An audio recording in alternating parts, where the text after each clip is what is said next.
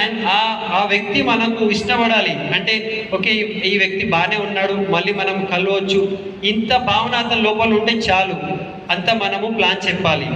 Calculation part చెప్తే అతను dream మర్చిపోతాడు, క్యాల్కులేషన్లోనే ఉండిపోతాడు.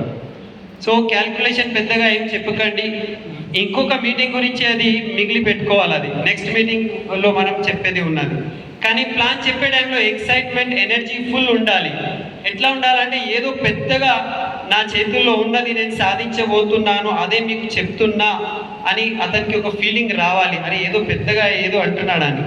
ఏడ్చుకుంటూ మనం ప్లాన్ చెప్పినాం అనుకో, ప్లాన్ చెప్పేటానికి ఇప్పుడు అబ్బా నేను చెప్పాలా అని అనుకుంటున్నాం అనుకో, అది ప్లాన్ సక్సెస్ కానే కాదు, మరి రిజల్ట్ రాదు.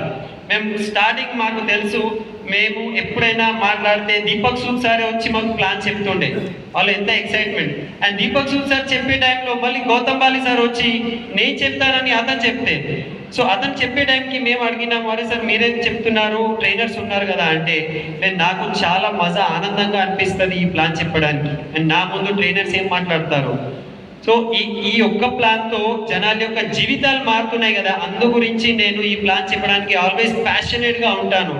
నాకు ఇది ప్లాన్ చెప్పాలి అంటే చాలా ఇష్టమైన పని, చాలా ఎట్లా అంటారంటే ప్యాషన్తో కూడిన పని ఇది అంటున్నారు.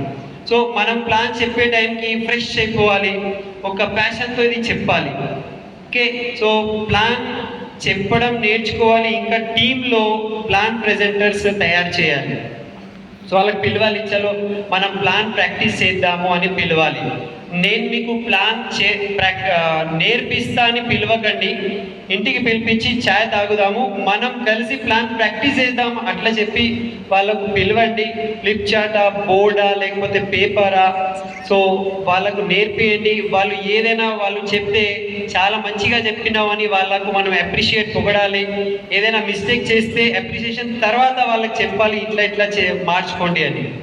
ఓకే, సో ప్లాన్ ప్రెజెంటేషన్ మనము వాళ్ళు వింటలేరు అనుకోండి, సో పేస్ మీటింగ్ చేసి 10 మంది లోపల, అంటే 10 మందికి పిలిపించి అక్కడైనా వాళ్ళకు చెప్పాలి ప్లాన్ ఎందుకు అవసరం అని, ఎంత ఇంపార్టెంట్ అని.